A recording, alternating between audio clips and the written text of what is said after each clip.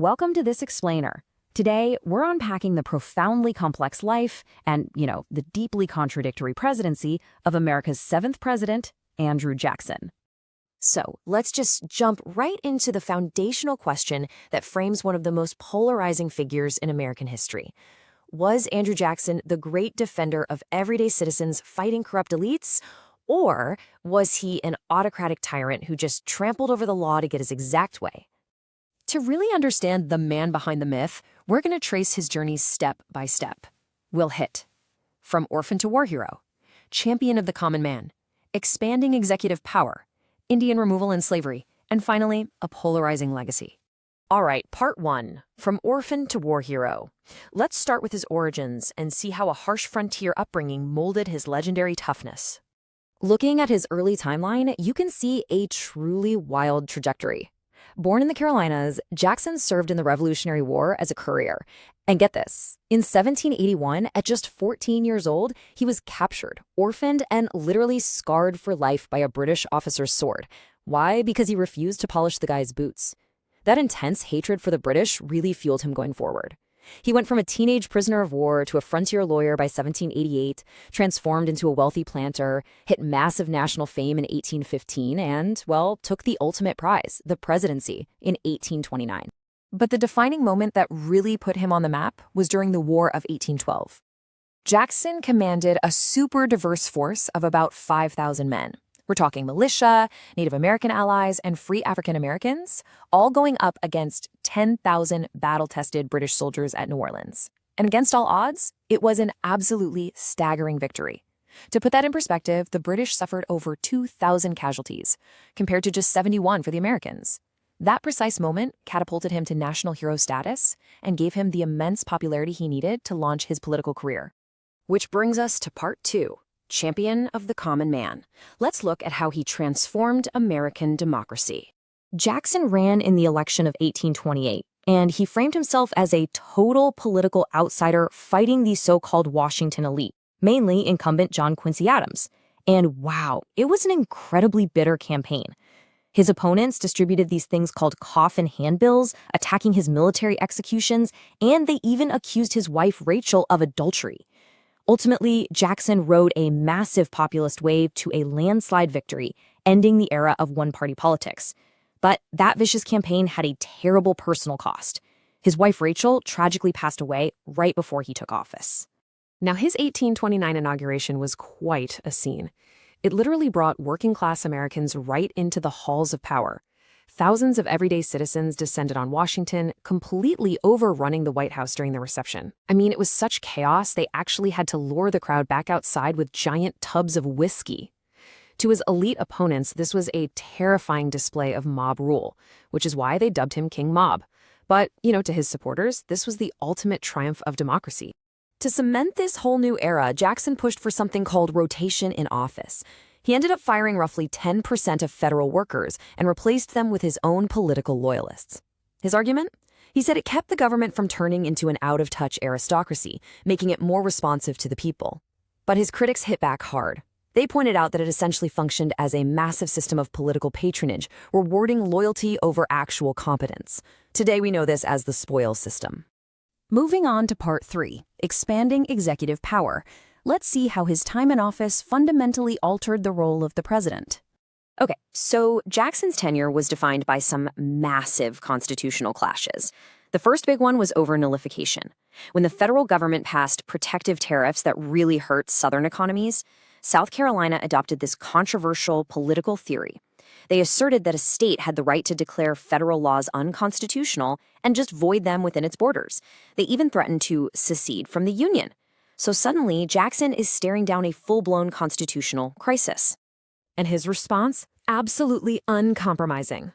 At a political dinner, looking directly at the guys pushing for nullification, Jackson delivered this famous toast: "Our federal union, it must be preserved." He firmly rejected the whole idea of state nullification, asked Congress for a force bill, and literally threatened to send the army right into South Carolina. For Jackson, keeping the United States together took absolute priority over any state's defiance. His next major clash was the bank war, and there were some radically different views of the economy going on here. On one side, Jackson saw the national bank as this corrupt, unconstitutional monopoly that only helped wealthy elites and foreign investors while exploiting ordinary workers. But on the flip side, Bank President Nicholas Biddle and Senator Henry Clay argued the exact opposite. They believed the bank was absolutely vital for economic prosperity and a stable currency. Well, Jackson didn't care. He aggressively dismantled the bank, vetoing its recharter and trusting his own gut over the warnings of Congress and financial experts. To make absolutely sure the national bank was dead, Jackson withdrew all the federal funds and dropped them right into friendly state-level institutions that people nicknamed pet banks. Now, this was a huge gamble. On one hand, this bold move actually allowed Jackson to completely pay off the national debt in 1835, which is literally the only time in U.S. history that's ever happened. But on the other hand, these state banks had super relaxed lending standards. That led to massive, unregulated land speculation, which contributed directly to a devastating economic depression known as the Panic of 1837. All right, let's turn to Part 4, Indian removal and slavery. We have to impartially examine the darkest and most destructive facts of his administration. In 1830, Jackson signed the Indian Removal Act. This authorized the federal government to displace major Native American tribes from their ancestral homelands in the East, moving them to territories west of the Mississippi River. Now, it was framed on paper as a negotiation, but the reality was anything but. Through bribes, outright fraud, and military intimidation, the Jackson administration openly defied the Supreme Court and forced the removal of the Cherokee, Choctaw, Chickasaw, Creek, and Seminole nations. 70,000. That is the staggering number of Native Americans displaced east of the Mississippi during these campaigns. It was an enormous, coercive relocation effort. People faced horrific, unsanitary conditions, brutal exposure to the elements, and rampant disease. This ultimately led to thousands of deaths along the tragic journey that we now remember as the Trail of Tears. And then there's this number, 63 million. That represents the 63 million acres of public land sold off during his presidency. It really shows you the sheer economic scale and the intense motivation behind the removal policy. By displacing indigenous populations, the administration vastly expanded agricultural territory for white settlers, which fundamentally reshaped the American economy and landscape forever. This systemic exploitation also tied deeply into slavery. Over his lifetime, Jackson owned approximately 300 enslaved African Americans at his Hermitage plantation, violently enforcing their labor. And as president, his stance was incredibly rigid. When abolitionist groups tried to mail anti-slavery tracts to the South, Jackson publicly condemned them as monsters and actively supported suppressing those mailings just to protect the institution of slavery. Finally, Part 5, a polarizing legacy. Let's look at how the arc of history judges all of these intense contradictions today.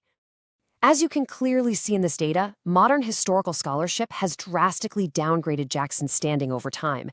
He used to consistently rank among the top 10 greatest presidents because of his populist reforms and his strong defense of the Union, but look at 2024.